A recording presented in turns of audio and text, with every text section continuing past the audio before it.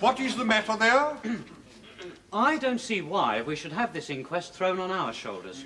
The woman didn't die in this district. She died in Whitechapel. Do you think we don't know what we are doing? Do you think we don't know our own district? I am in the list for Shoreditch, and I don't know why I should be summoned about this. This affair happened in Whitechapel. It happened within my district. I may tell you the jurisdiction lies where the body lies, not where the murder was committed. And the body lies in Shoreditch. This is not my district. I come from Whitechapel. Mr. Baxter's my coroner. You are summoned here and you must do your duty. I object. You have no right to object. I shall not argue with the jury. If any of the jurymen persist in objecting, I shall know how to deal with them. If any juryman has a distinct objection, let him say so. Does any juryman persist in objecting? And then he took them all off to see the body. I bet that shut them up. And hurried things along. With the body of Mary Kelly on his hands, the fifth woman to be killed by the Ripper, what does Dr. MacDonald do? He calls just two witnesses, the widow Cox and the Prater woman. But then, Mrs. Caroline Maxwell, whose husband runs the lodging house across the street, turns up with her story. You must be very careful about your evidence because it is different to other people's. You say you saw her standing at the corner of the entry to the court. Yes, on Friday morning from 8 till past. She's wrong. Can't have been Kelly. By that time, Kelly must have been dead. You may think she was wrong, but she was certain she was right. I fixed the time by my husband finishing his work. When I came out the lodging house, she was just opposite. Did you speak to her? Yes, well, it was so unusual to see her up. She was a young woman who didn't associate with anyone. I spoke to her. I said, "What brings you up so early, Mary?" And she said, "Oh, Carrie, I do feel so bad." And yet you say you'd only spoken to her twice previously, but you knew her name and she knew yours. Well, yes, we'd been about the lodging house. What did she say? She said, "I've had a glass of beer and brought it up again." And it was in the road. I imagined she'd been in the Britannia beer shop at the corner of the street. I went, saying I could pity her feelings, and went to Bishopsgate to get my husband his breakfast. On the way back, I saw her outside the Britannia talking to a man. This would be at what time? Between 8 and 9 o'clock. I was away about half an hour, so it will be about 8:45. What description can you give of this man? Oh, I couldn't give you none. They were some distance, but I'm sure it was the dead woman. I'm willing to swear to it. You are sworn now. Was he a tall man? No. He was a little taller than me, and stout. What clothes was he wearing? Dark clothes. He seemed to have a plaid jacket on, but I couldn't tell you what sort of an hat he had. What sort of a dress had the deceased? A dark skirt, a velvet body, a maroon shawl, and no hat. Pretty startling evidence in the middle of an inquest. And she stuck to her story. So, according to her, Mary Kelly was killed after 9 o'clock in the morning. Aye. And at 11:15, Bowyer and McCarthy found her body in pieces all over the room. Exactly. Which is why the medical evidence should be decisive. But listen to your old friend, Dr. Phillips. At about 1:30 p.m., the door to the room was broken in by McCarthy under the direction of Superintendent Arnold. On the door being opened, it knocked against a table which was close to the left-hand side of the bedstead. The mutilated remains of a woman were lying 2/3 over towards the edge of the bedstead nearest the door. Deceased had only a linen undergarment upon her, and by subsequent examination, I am sure the body had been removed after the injury which caused death from that side of the bedstead which was nearest to the wooden partition.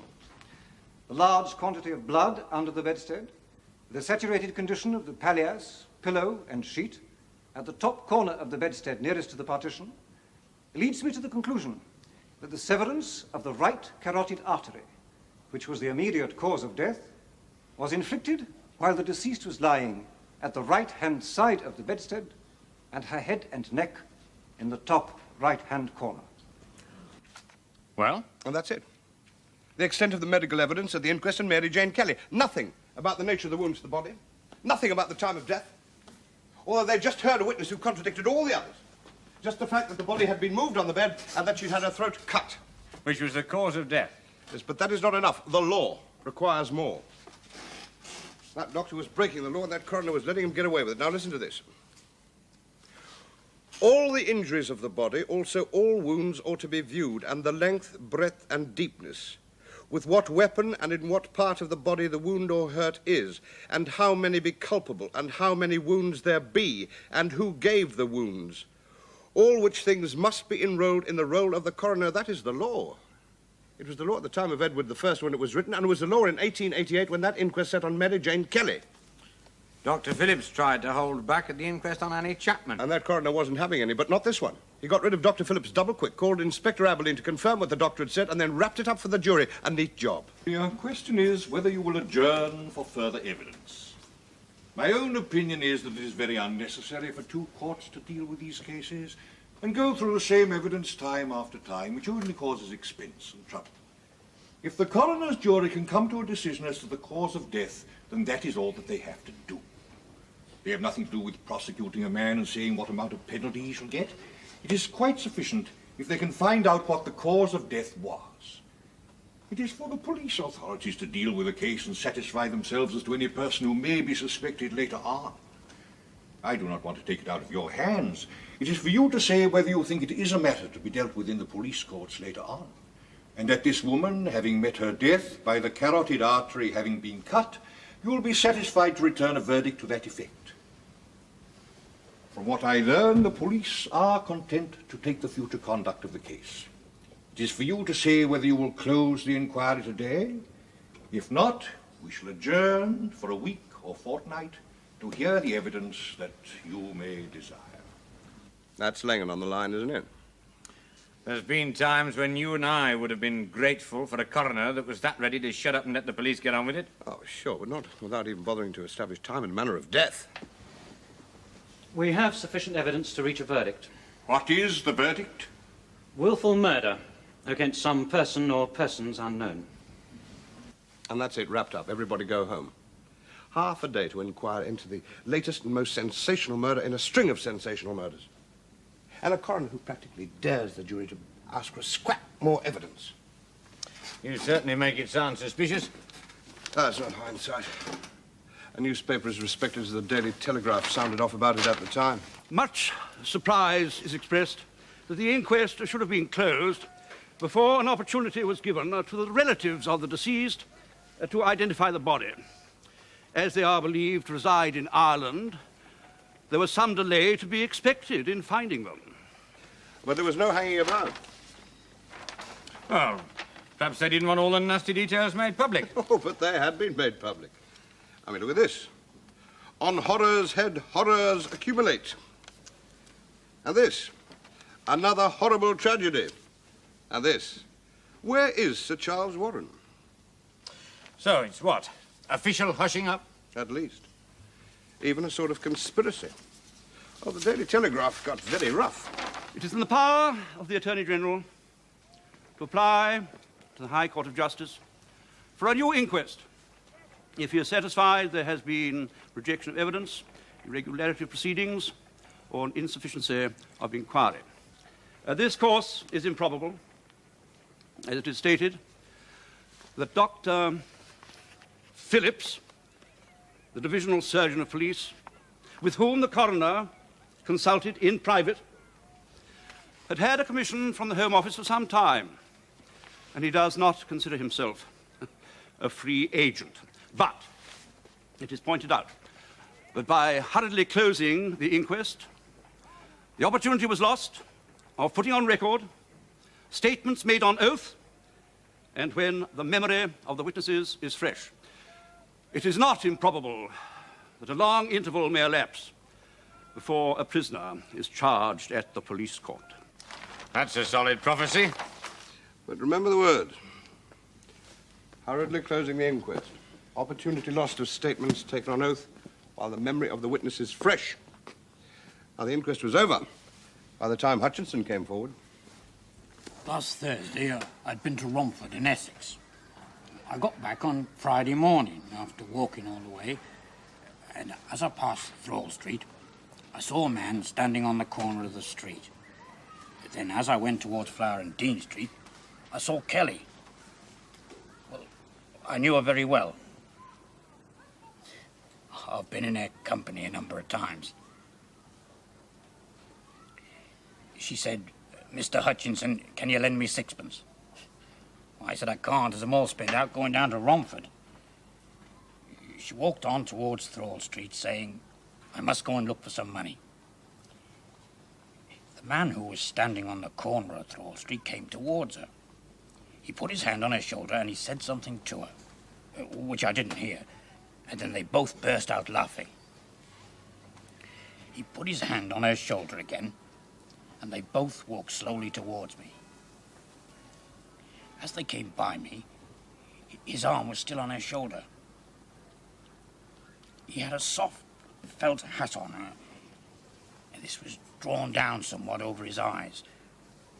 I put my head down to look him in the face, and he turned and looked at me very sternly. Then they both walked over the road to Dorset Street.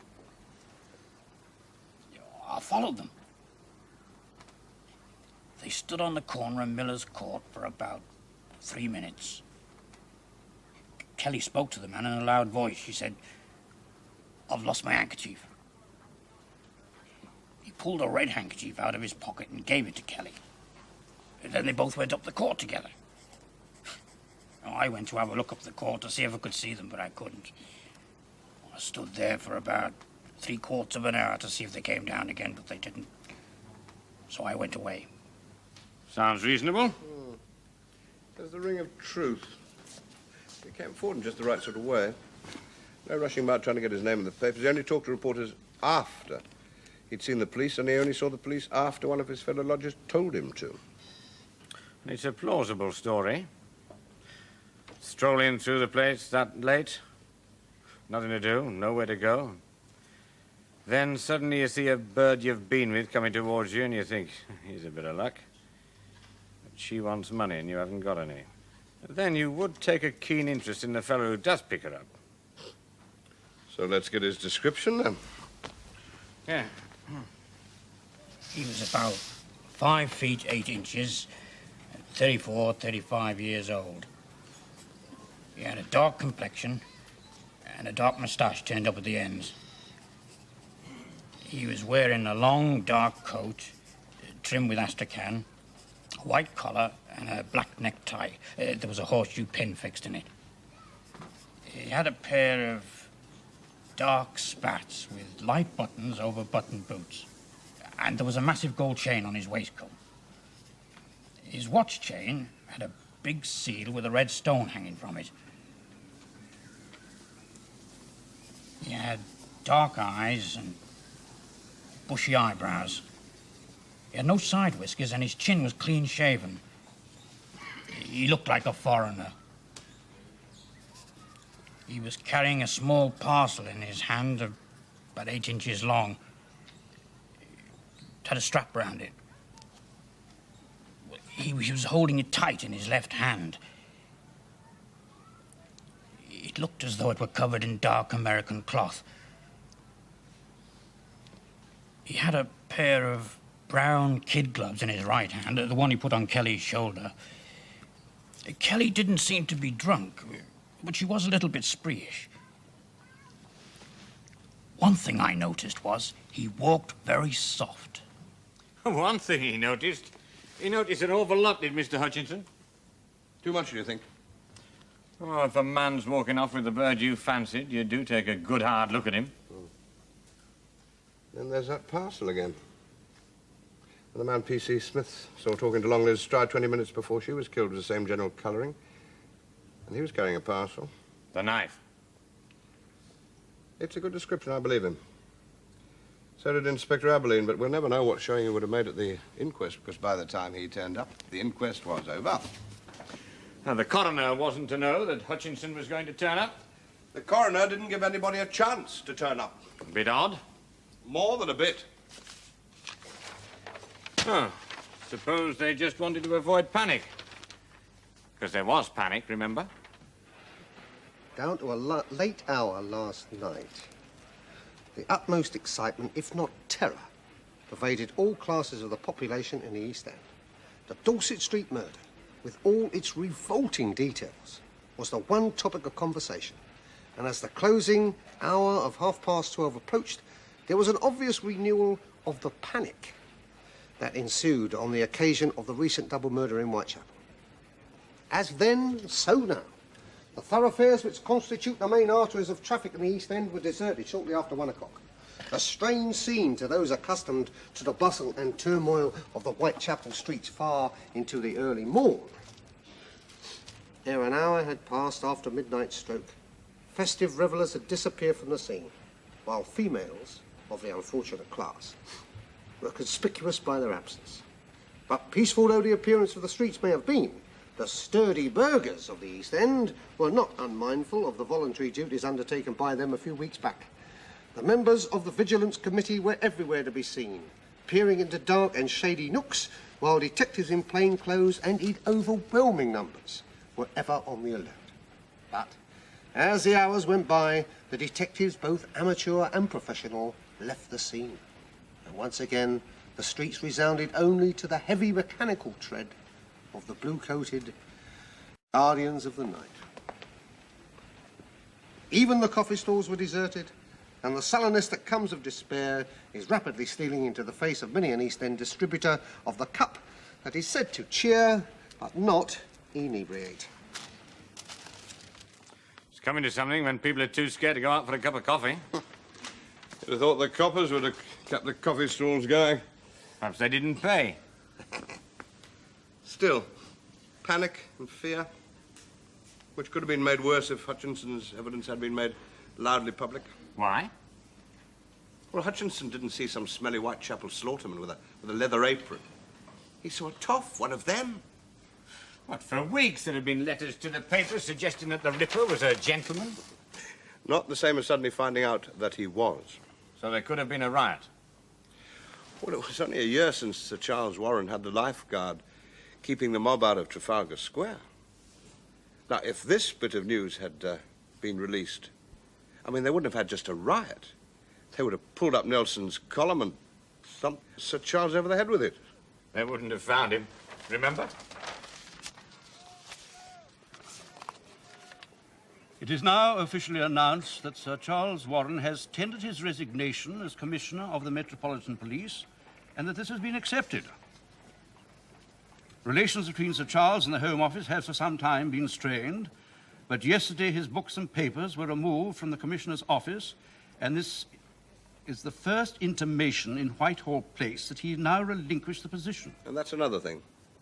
Oh, I know Sir Charles resigned because of a row with the government and not because the Whitechapel murders were not directly anywhere, but it's all very odd somehow. I mean, here we have 1, 2, 3, 4, 5 murders, all in the space of 10 weeks. Head of CID on holiday in Switzerland. Chief Commissioner resigning or being chased by bloodhounds in Hyde Park. You agree with the Queen? You what? The Queen fears that the detective department is not as efficient as it might be. No doubt the recent murders in Whitechapel were committed in circumstances which made detection very difficult.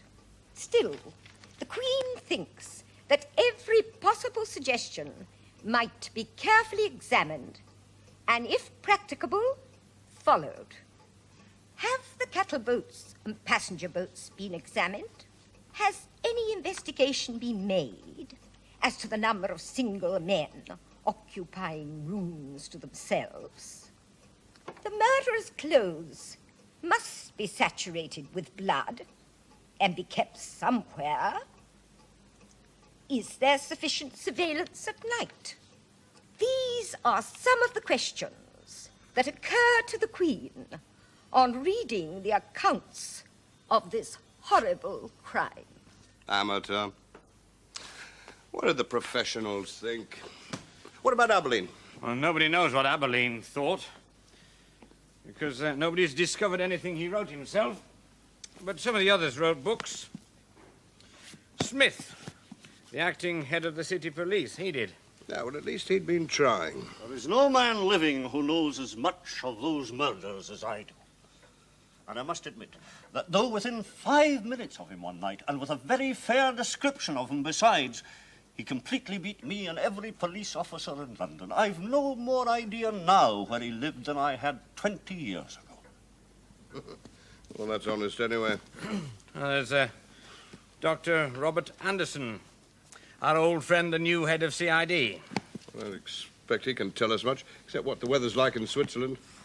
One did not need to be a Sherlock Holmes to discover that the criminal was a sexual maniac of a virulent type, that he was living in the immediate vicinity of the scenes of the murders, and that if he was not living absolutely alone, his friends knew of his guilt and refused to give him to justice. This man's a fool. During my absence abroad, the police had made a house-to-house search for him, and the conclusion we came to was that he and his people were certain low-class Polish Jews. For it is a remarkable fact that people of that class in the East End will not give up one of their number to Gentile justice. The result proved that our diagnosis was right on every point. In saying that he was a Polish Jew, I am merely stating a definitely ascertained fact. My words are meant to specify race and not religion, for it would outrage all religious sentiment to talk of religion of a loathsome creature whose utterly unmentionable vice reduced him to a lower level than that of the brute. But I may say at once that undiscovered murderers are rare in London, and the Jack the Ripper crimes are not within that category. Scotland Yard can boast that not even the subordinate officers of the department will tell tales out of school, and it would ill become me to violate the unwritten rule of the service. Having regard to the interest attaching to this case, I am almost tempted to disclose the identity of the murderer, but no public benefit would result from such a course, and the traditions of my old department would suffer. I will merely add that the only person who had ever had a proper view of the murderer unhesitatingly identified the suspect the instant he was confronted with him. But he refused to give evidence against him. And they made him head of CID. That's all right. Smith didn't like him much either. Sir Robert does not tell us how many of the murderer's people sheltered him. But whether there were 24 in number, or 200, or 2,000, he accuses them of being accessories to these crimes before and after their committal. Sir Robert says the Ripper could go and come and get rid of his bloodstains in secret. The criminal was valeted, no doubt, by his co-religionists, warned not to take too great risks, to come home as soon as he could after business, and always to give notice when he meant to cut up another lady. Sir Robert spent, so he tells us, the day of his return from abroad and half the following day in re-investigating the whole case. A more fruitless investigation, looking to all he tells us, it would be difficult to imagine. Very funny. Doesn't get us very far. Though, what about Dew? He was a DC then, the one who called Crippen. I'd just been appointed to the CID and stationed in the Whitechapel division when the Jack the Ripper murders occurred. I was on the spot, actively engaged during the whole series of crimes. I ought to know something about it, but I have to confess that I'm as much mystified now as I was then by the man's amazing elusiveness. This is no good. These are all for publication. I want the private stuff, the real feel of the gossip. What Barlow said to what Aberlin and Inspector then said to his sergeant. Well, there must be files. Witness statements, records of pocketbook entries, the sort of thing that you and me put on the files, even the files that we send up on high. Unless this was too long ago. It's less than 100 years. People could write. Civil servants did keep files. Then why are you waiting? Go to the files. They're closed. Open them. Like a burglar. Give over. Well, I don't know how else. Not true. How then? Stands to reason. Cabinet papers about the war, about Suez even, they're open. Not the file on the Whitechapel murders. Not open until when?